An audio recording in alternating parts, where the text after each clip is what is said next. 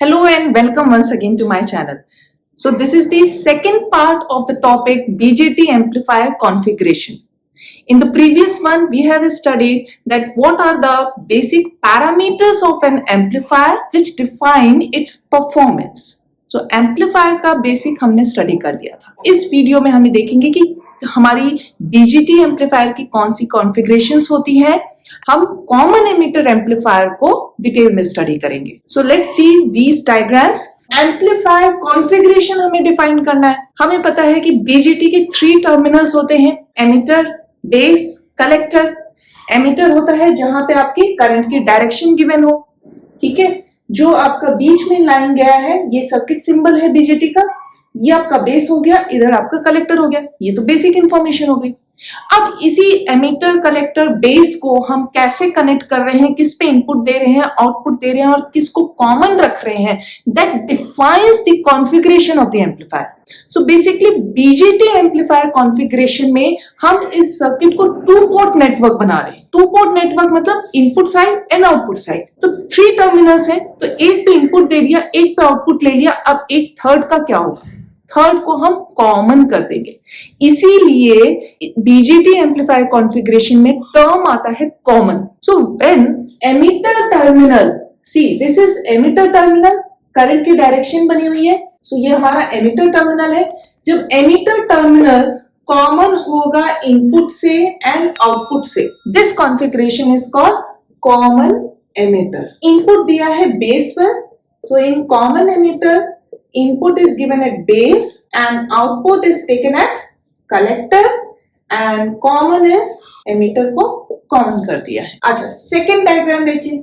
Second diagram में आपको क्या दिख रहा है? आपने इनपुट अप्लाई किया है एमिटर टर्मिनल पे और आउटपुट लिया है, this is collector terminal and which terminal is common? Common कर दिया बेस को.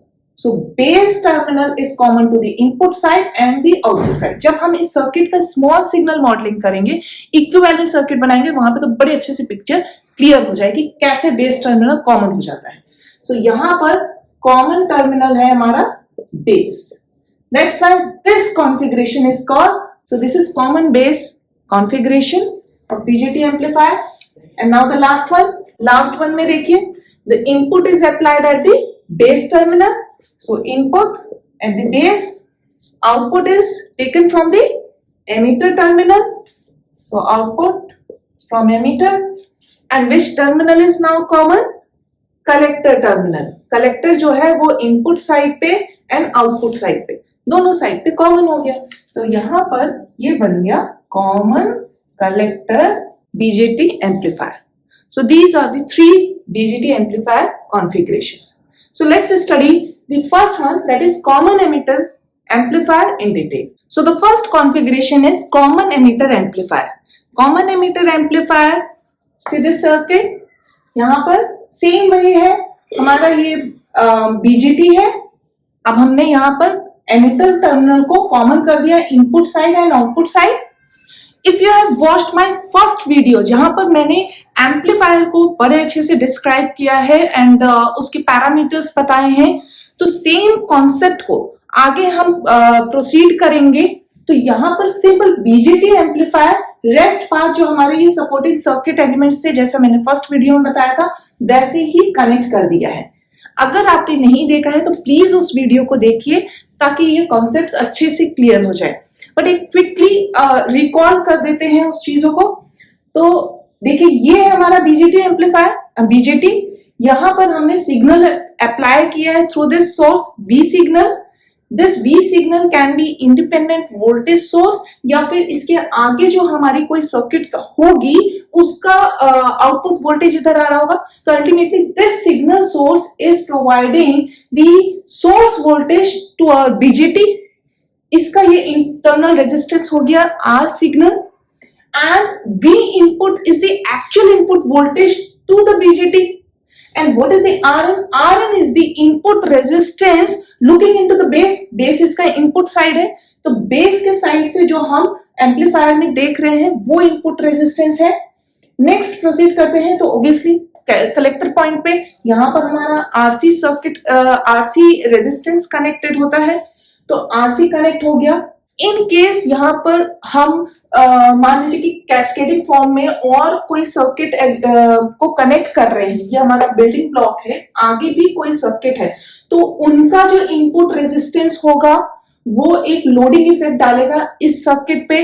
तो जो लोड रेजिस्टेंस है RL वो RC के पैरेलल में आ जाएगा। अभी थोड़ा सिंपल करते हुए मैंने सिर्फ कलेक्टर के रेजिस्टेंस को कंसिडर किया है। नेक्स्ट जो आउटपुट हम ले रहे हैं, क्योंकि ये कॉमन एमिटर एम्पलीफायर है, आउटपुट हमें लेना है कलेक्टर पॉइंट से, तो कलेक्टर पॉइंट से हमने आउटपुट को ले लिया, तो हमारा जो आउटपुट रेजिस्टेंस था RO, ये भी एक सिग्निफिकेंट पैरामीटर है एम्पलीफायर का। ये RO क्या होगा? This is the output resistance of the amplifier looking through the collector. Output side से जो आप देख रहे हो वो आपका आउटपुट रेजिस्टेंस हो जाएगा। अब यहां पर एक बहुत ही इंपॉर्टेंट पॉइंट है जो हमें नोट करना चाहिए। एक्चुअली जब हम बीजेटी को स्टडी करते हैं तो एक हमारा कॉन्सेप्ट आता है, फेनोमेना आता है, that is called base width modulation. दूसरा टर्म है अर्ली इफेक्ट। तो बेस विड्थ मॉड्यूलेशन का एक रेजिस्टेंस डेवलप होता है जिसको हम लिखते हैं स्मॉल RO से। बेस विड्थ मॉड्यूलेशन रेजिस्टेंस या अर्ली रेजिस्टेंस जो होता है, अर्ली इफेक्ट रेजिस्टेंस, इसकी वैल्यू बहुत हाई होती है, मेगा ओम्स में हो सकती है। ठीक है, तो नॉर्मली ये एक बीजेटी की मटेरियल प्रॉपर्टी पर डिपेंड करता है। तो जो हमारा ये इंटरनल आउटपुट रेजिस्टेंस है बीजेटी का, base width modulation resistance, it comes into parallel to the RO। Since base width modulation resistance या अर्ली इफेक्ट रेजिस्टेंस की वैल्यू मेगा ओम में है एंड RC किलो ओम्स में होता है, तो इसकी जो अप्रोक्सीमेट वैल्यू होगी, या फिर हम इस पूरे को अप्रोक्सीमेट कर सकते हैं सिंपल RC से। If you are considering the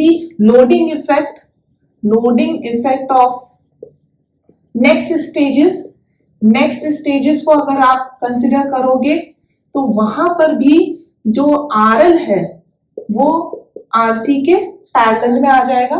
so now next step is कि हम ये जो हमारा बीजेटी है इसका स्मॉल सिग्नल इक्विवेलेंट बना लेते हैं। अच्छा, अब आपने दो बीजेटी मॉडल्स पढ़े थे, पाई मॉडलिंग एंड टी मॉडलिंग। सो यहाँ पर क्योंकि ये देखिए पाई मॉडल को प्रिफर करेंगे because emitter terminal is grounded.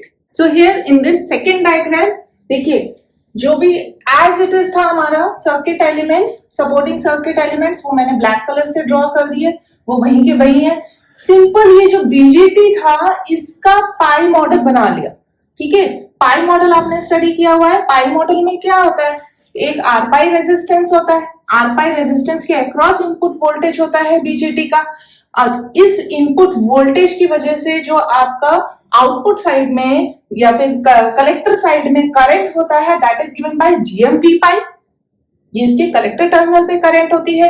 And RO is once again अभी बताया था that base width modulation resistance, तो ये आपकी बीजेटी की प्रॉपर्टी हो गई। And rest is again RC and V0 सब कुछ सेम है। ये आपका pi model of the BJT. So this is the complete small signal equivalent circuit of common emitter amplifier. So अभी फर्स्ट वीडियो में हमने क्या देखा था कि क्या हमारे कैरेक्टराइजिंग पैरामीटर्स थे एम्पलीफायर्स के। नंबर 1 था input resistance. Simply by looking into the circuit बताइए कि इनपुट रेजिस्टेंस क्या है। So here Rin is nothing but R pi। First तो यहीं पर ही हो गया। Now look at the output side। Output side में what is the output voltage? Output voltage is the voltage across this resistances. देखो RO and RC तो parallel में है, RC और RO जब पैरेलल में होंगे तो अभी मैंने आपको बताया कि RO की value base width modulation resistance की वैल्यू बहुत ज्यादा होती है, मेगा ओम्स में होती है, so we can ignore it. So let it be RC।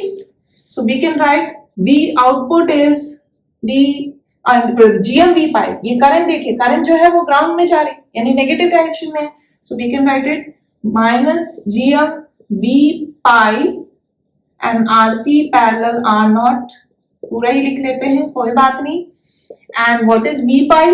V pi is the voltage across the R pi, so I can write it VI and this RC parallel R0 can be approximated as RC।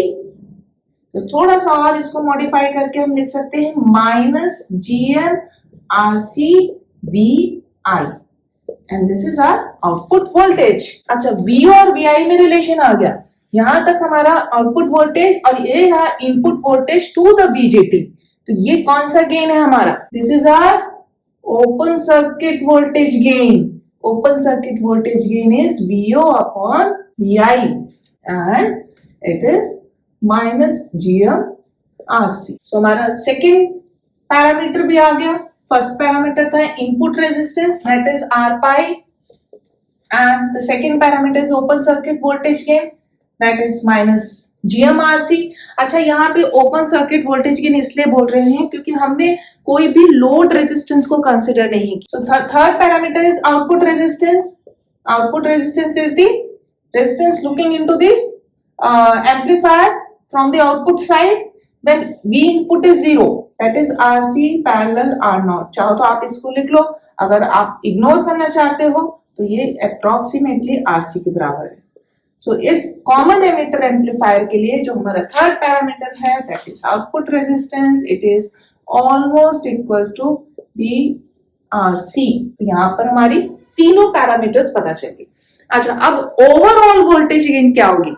याद करिए, overall voltage gain क्या थी? जहां पे हमें शुरू से signal भी, भाई सिग्नल भी तो दिया है, तो सिग्नल से आउटपुट वोल्टेज तक हमारी कितनी गेन आए, that is the overall voltage gain. इस टास्क को आप करिए, निकालिए ओवरऑल वोल्टेज गेन क्या होगी। जीवी is VO upon V signal. थोड़ी सी सर्किट एनालिसिस करनी पड़ेगी, तो सर्किट एनालिसिस करिए, बहुत सिंपल है। देखो R सिग्नल है, R पाई है, what is V pi? V pi is the voltage, it is the part of the signal voltage across the R pi। तो इसको आप निकाल सकते हो वोल्टेज डिवाइडर रूल से। तो करिए और वीडियो को पॉज करिए और इस टास्क को करिए, थोड़ा सा हाथ चलाइए और एक्सप्रेशन फाइंड आउट करिए। वीडियो को फिर से देखिए, ऑन करिए कि आपकी एक्सप्रेशन क्या मैच कर रही है कि नहीं कर रही है, और मैं भी उसको ड्राइव कर देती हूँ। V0 upon VI is AVO, and what is VI upon V signal? VI upon V signal is, we can write it, VI is, it is the input voltage across R pi and R pi plus R signal। So this is our overall voltage gain। अच्छा, अगर हमने यहाँ पे load resistance को consider कर लिया तो क्या डिफरेंस आएगा? लोड रेजिस्टेंस का इफेक्ट हमारा, अभी हमने ओपन सर्किट वोल्टेज गेन लिया है, यानी RL को कंसिडर नहीं किया है। तो अब अगर हम RL को कंसिडर करेंगे तो AVO के बजाय AV आ जाएगा। So it is nothing but जो भी हमारा RO था उसके पैरेलल में RL आ जाएगा। ये हुआ हमारा RC पैरेलल R0, और यहाँ पर हम कंसिडर कर लेंगे लोड रेजिस्टेंस को। तो लोड रेजिस्टेंस की वजह से इसके अक्रॉस जो वोल्टेज गिना है, अब हमारा ओपन सर्किट नहीं रह गया। यहाँ पे आ रहा है आपका GM V pi, तो AB हमारा आ जाएगा, इसको हम लिख सकते हैं minus GM RC parallel R0 parallel RL। So this will be our voltage gain when we consider the loading effect। So you can take screenshot of this board, and now let's recall quickly all the important points of this video। The first one is, this is our common emitter amplifier because this emitter terminal is common to the input side and the output side। कि हमने BJT की small signal modelling की है, simple, it is the pi modelling. VI input voltage के जो हमारा R pi के cross है, इसके इस रीजन से आपका जो कलेक्टर साइड में करंट होता है that is given bye GM V pi। R0 is the base width modulation resistance या early effect resistance, it is the BJT property, and RC हमारा as it is था। अब हम जो भी एम्पलीफायर की पैरामीटर्स थे उनको वन बाय वन हमने डिफाइन या डिराइव करते गए। So first one is the input resistance. Input resistance, जैसे ही आप सर्किट को देखोगे आपको दिख रहा है कि इनपुट क्या है इस एम्पलीफायर का। Input resistance simple R pi है, तो फर्स्ट हमारा इनपुट रेजिस्टेंस हो गया। नेक्स्ट हम आउटपुट साइड में आते हैं, तो आउटपुट साइड में हमारे को यहाँ पे आउटपुट वोल्टेज मिल रहा है। We have not considered yet the load resistance। So this output resistance is the output voltage is the voltage across this RO parallel RC। और वो करंट कितनी थी? GM V pi going into the ground, so expression क्या हो गई, V naught minus G M V pi RC parallel R naught. अब R naught की value बहुत ज्यादा है तो इसको अप्रोक्सीमेट कर दिया आरसी से। So V naught upon V I is open circuit voltage gain. Open circuit इसलिए अगेन क्योंकि आरएल नहीं है, तो ये क्या हो गया minus G M R C. तो यहां से हमारा ओपन सर्किट वोल्टेज गेन आ गया। ये हमारा सेकेंड पैरामीटर था। थर्ड पैरामीटर हमारा था आउटपुट रेजिस्टेंस। भाई सर्किट देखिए और समझ में आ जाएगा आउटपुट रेजिस्टेंस क्या है, जो आर ओ पैरेलल आरसी है, लेकिन आर ओ की वैल्यू ज्यादा है तो आप इसको डायरेक्टली आरसी लिख सकते हो। तो थर्ड पैरामीटर भी हो गया। अब इन सबको यूज करके हमने वोल्टेज गेन हमारी जब आ गई तो हमने पूरी सर्किट की overall voltage gain find out कर ली। ओवरऑल वोल्टेज गेन जहां पे सिग्नल वोल्टेज को भी कंसिडर किया। सिग्नल वोल्टेज और इनपुट वोल्टेज का relation, it is the part of the input signal voltage across the R pi. तो सिंपल वोल्टेज डिवाइडर रूल लगाया, इक्वेशन 6 आ गई। ये हमारी ओवरऑल वोल्टेज गेन हो गई। अच्छा, अगर ओवरऑल वोल्टेज गेन दिया है एंड एवीओ ना दिया है, यहाँ लोड रेजिस्टेंस दिया है, तो क्या फर्क पड़ेगा, यहाँ लोड रेजिस्टेंस आपका इस कॉम्बिनेशन के पैरेलल में आ जाए। सो लोडिंग इफेक्ट की वजह से ये रेजिस्टेंस और कम हो जाएगा, वोल्टेज गेन कम हो जाएगा। So this is our final expression. यहाँ पर हमारी वोल्टेज गेन आ गई। So this is about the common emitter amplifier. लेकिन अभी इन कैरेक्टराइजिंग पैरामीटर से हमने क्या क्या कंक्लूड किया। तो इन कॉमन एमिटर एम्पलीफायर जो हमारे कैरेक्टराइजिंग पैरामीटर्स थे, नंबर 1 इनपुट रेजिस्टेंस हमने देखा, दैट इज आर पाई। ठीक है, आर पाई की वैल्यू क्या होती है, beta upon GM. It clarifies that input resistance is depending on the beta और is inversely proportional to the transconductance. And transconductance पे अगर इनवर्सली प्रोपोर्शनल है, it means it is inversely proportional to the collector current. तो input resistance जो है वो collector current पे inversely proportional है और बायसिंग करंट को हम बहुत ज्यादा कम नहीं कर सकते। अच्छा, what we require, input impedance should be high और low in case of voltage amplifier. ज्यादा होना चाहिए कि कम होना चाहिए? It is desirable to have high input impedance.